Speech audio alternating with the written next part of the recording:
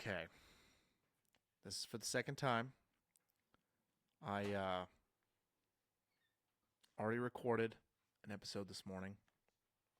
Come to find out, it was not recording audio. So I'm a little discouraged by that, a little upset, because I thought it was just a banger of an episode.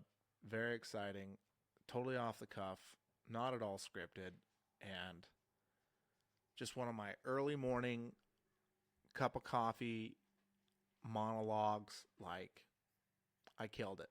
I killed it. It was amazing. And it wasn't recorded. So, starting again an hour later, after I had my little temper tantrum, not having this recorded, but we have to move on, right? We have to move on. So, I'm going to try to pull back on the or claw back the authenticity I had on it. I was just so chill and so excited at the same time.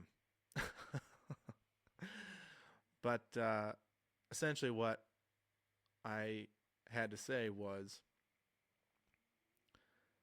had some very good things happen. And I think it's really appropriate for today being Charlie Kirk's Memorial Service Day. They're doing the public ceremony today. And I just wanted to kind of discuss the importance of dialogue. I think that in Charlie's memory and to his legacy, I think that it is really important that we state that it is very, very productive to have conversation. And I have a very real example. So just, this last couple days or last week or whatever it was that Colin messaged me, the video I put out yesterday, and explaining our back and forth and talking a little bit about that chart that he had brought up. What has come from that conversation is something that actually matters a lot more to me and is something that's near and dear to my heart, and it's very, very exciting for me to be able to work on, is that, come to find out, after Colin and I had talked a little bit more, I don't know if he had seen the video yet or not, but we reached out to each other and talked about real estate stuff. And I've been doing real estate for 10 years, and I really, really enjoy real estate. More because I enjoy the negotiations and finding a deal and understanding the emotions and managing the struggles with that process of purchasing something and making it be an asset and not a liability. But he said that he does these reports, and the dude is come to find out, dude's an absolute research freak. He's a total machine. He showed me some of the stuff that he does for people, for large commercial developments and feasibility studies, and we went back and forth on that. And the guy can write and text and type so fast. He just sends me just piles and piles of information and research. I mean, he's a total nerd, freak, like in the best way possible. And I gotta love it. I love it when people are just that fired up about something like that. So, anyways, that we were able to come to this place where I was asking him how this business was going. He said he's just getting started. He is driving and been doing Uber for a very long time and picks up some other stuff on the side. But the guy's got 2 degrees. And I just really felt like, all right, well, let's look into it. Let's come up with some ideas. And I love thinking about this. I love thinking about. It sounds funny, but I like meeting people that have secret nerdy skills and nerdy abilities that have yet to be exploited. That's the only way I can say it. It's like, it's very cool to find someone that just doesn't know how to connect with their target audience, or doesn't know how to monetize something, or doesn't know how to go about it. And I just love dropping ideas on them of how they should be thinking about this maybe. Because I want people to be financially successful. I truly believe that if everybody's doing better financially, we all have our hand in the American dream pie, essentially. Um, then we're going to be a lot more aligned. We're going to go ahead and go out and say, yeah, actually, when I took my own agency and I operated, made decisions independently and operated independently, the system does work. It has enough class, latitude, longitude, like you can go up and down through the classes much more freely in this society than you can in any other society. It's a lot easier to make those moves, and it's just as easy to lose money and be the poorest class. Many people who are extremely successful have gone from hundreds of millions of dollars, or maybe not millions, but hundreds of thousands of dollars in debt to millions of dollars in net worth, maybe back down to hundreds of thousands, maybe millions of dollars of loss, and then came back again. And you can have this movement of classes here that you just can't see in a lot of other places. They're not near as open to that kind of enterprise, and you reinventing yourself and you changing and trying things. And I want to see more of that. So I just have to say it's so appropriate on the day of Charlie Kirk's memorial that this is a very real thing that happened to me. And I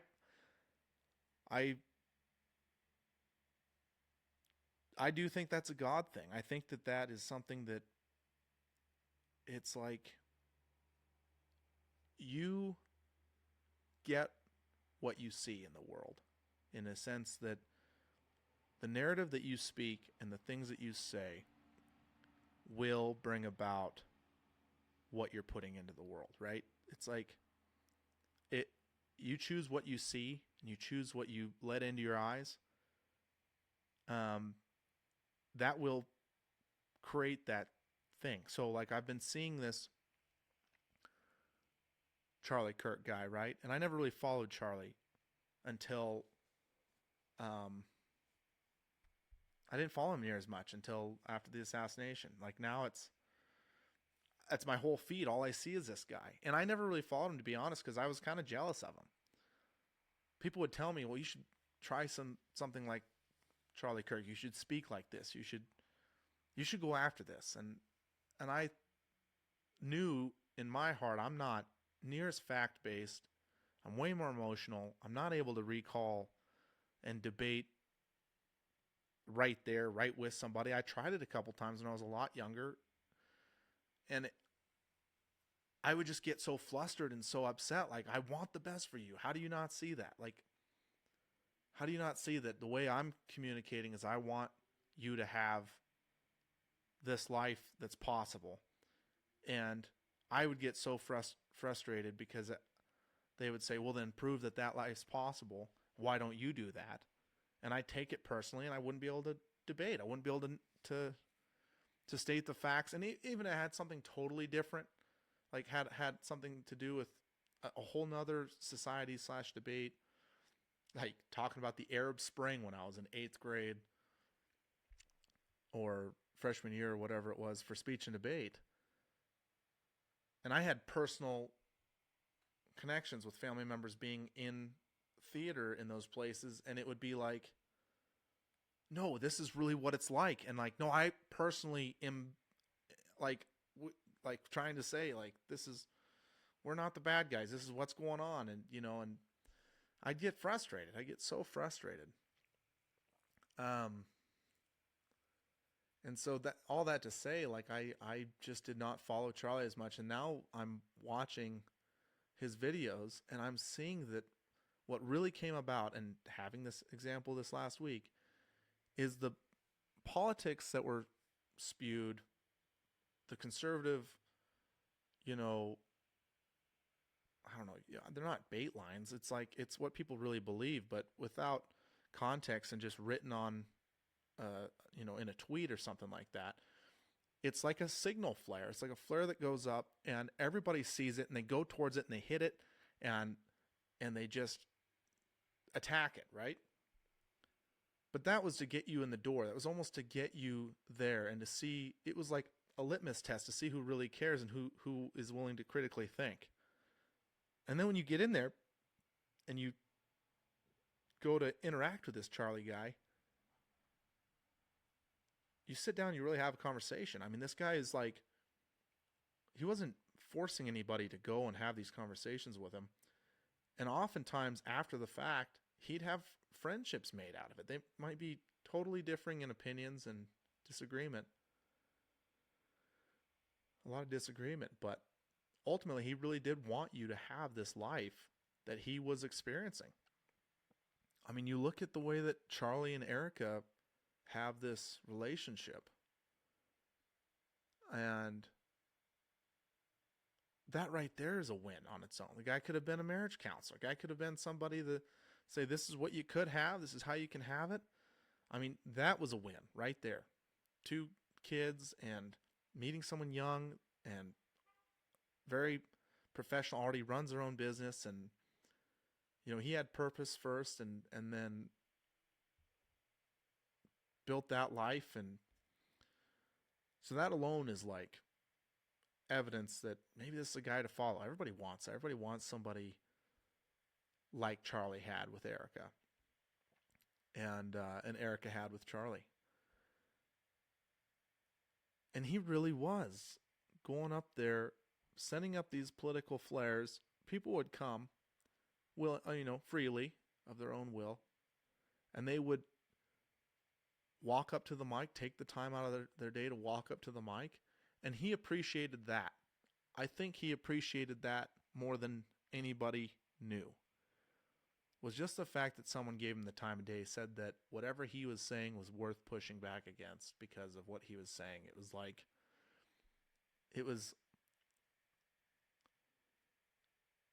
It's kind of like any press is good press, but these people actually wouldn't just keep walking by. I think indifference is the ultimate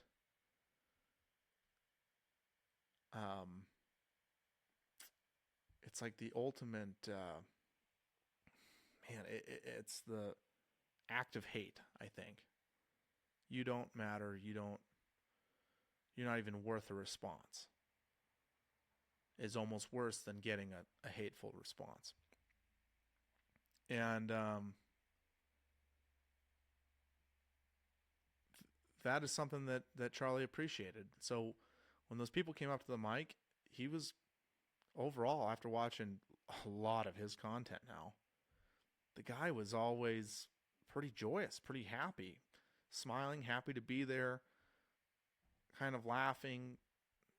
Didn't really have near the gotcha moments. He just kind of let people speak. They walked up to the mic and they said their piece, and they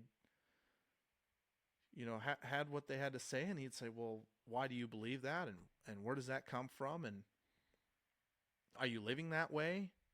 Does that seem to benefit you? And here's what I've lived, and here's what I've seen, and here's the facts in arbitration of that, or whatever you call it, against that. Here's another perspective. And now you're seeing these texts come up where he's like sending texts to people that he was very much on the other side of, and said, hey, I really appreciate what you're saying. It's not what I believe with, but man, keep doing it. Keep talking. Keep getting loud. Keep putting this ideology out there. He would almost like encourage people to dive deeper in their own topics, and to go with those narratives and go into those places, because he really truly did believe that they'd probably come back and be more willing to have a discussion with him about the real stuff, the really deep stuff. The deeper people got into it. And I'm seeing that, like this conversation with Colin, going back to that again,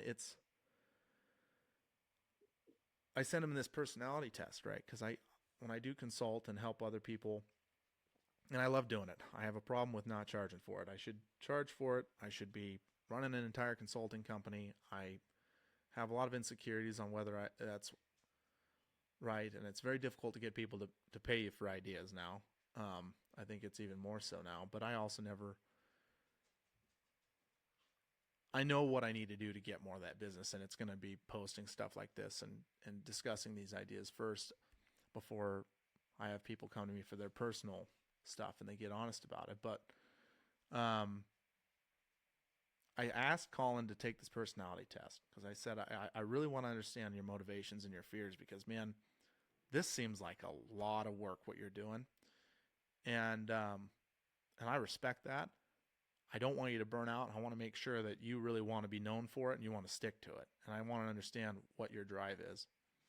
So I sent him this Enneagram test, and I won't tell you the results or anything, but it's really, really interesting to see. And he's like, well, I got this. What are you? And I told him my number, and he's like, oh, see, we're not too different, you and I. And this guy was ripping me. Like, took time out of his day to find my Instagram story, say something about it, send me articles, send me charts.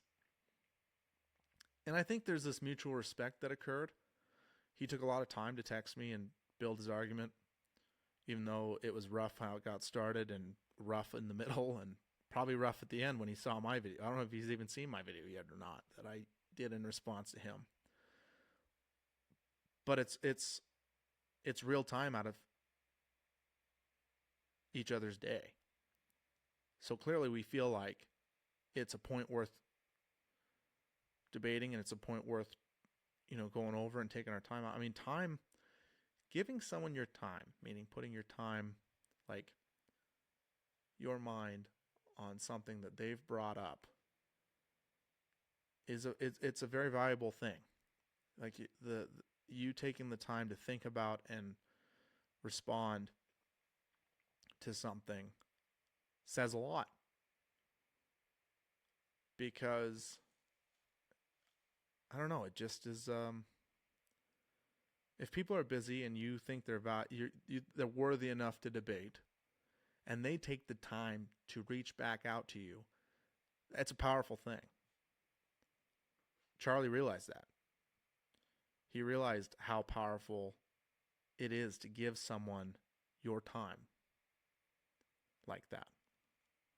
I think these kids felt more seen and heard by Charlie when they were out there on the lawns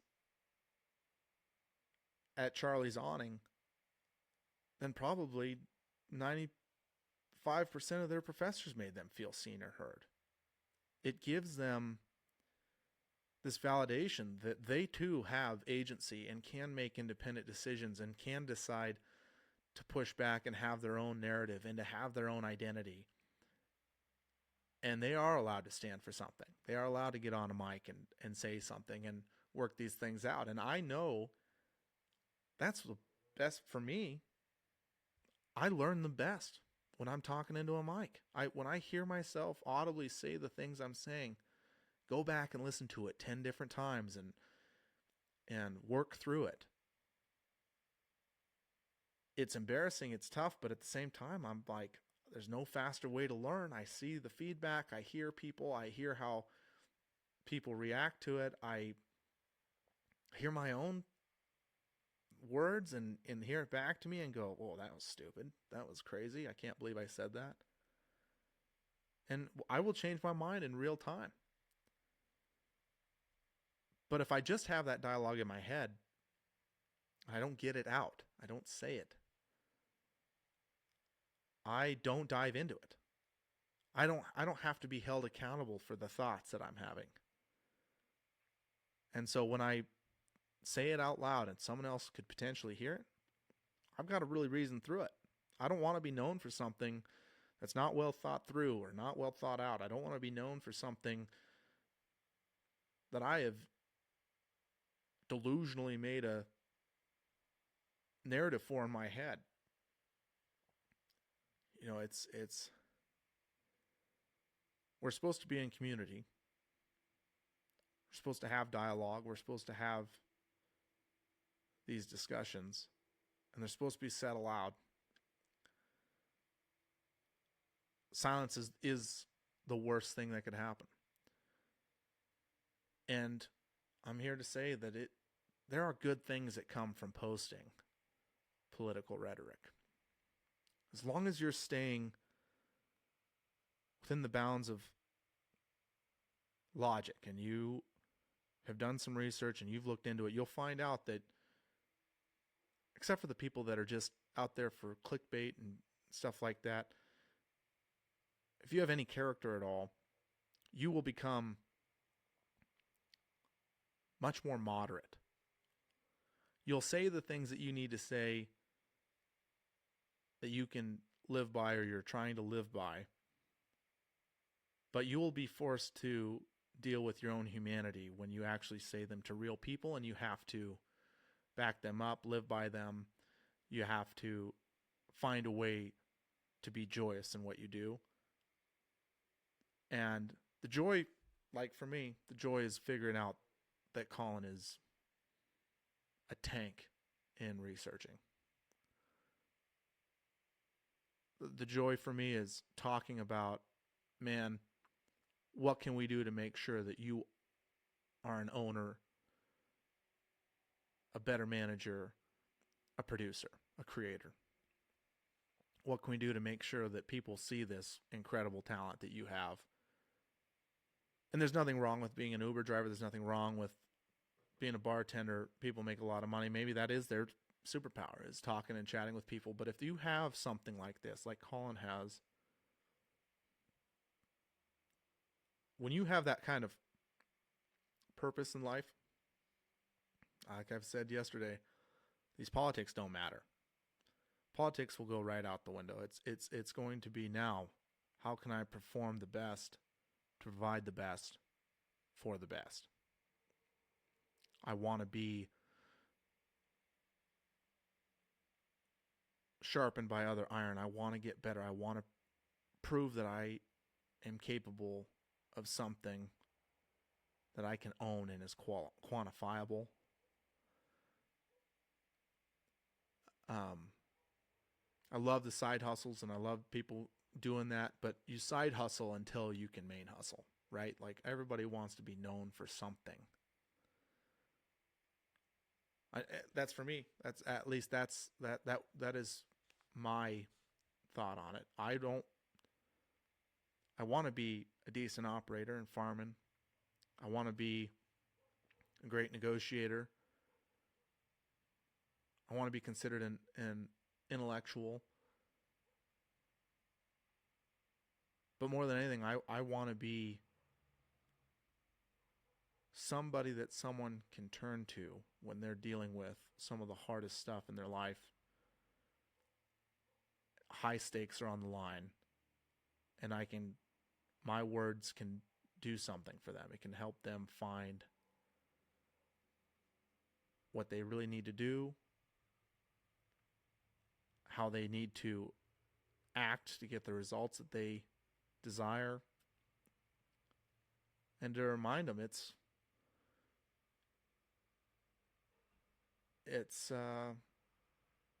not the end of the world if the worst happens. Like, if the worst happens, you're not going to worry about it anymore. But there's a lot of levels before you hit that bottom. And it only makes you stronger. Like, it's the really tough stuff only calibrates you. It does not break you. It just gives you another perspective and gives you another piece of evidence that you are resilient and you're still here. Even if you do nothing and you just sit in it and just have to live it out, and maybe there's nothing you can do. It's just another piece of evidence that you can do that. You can survive it.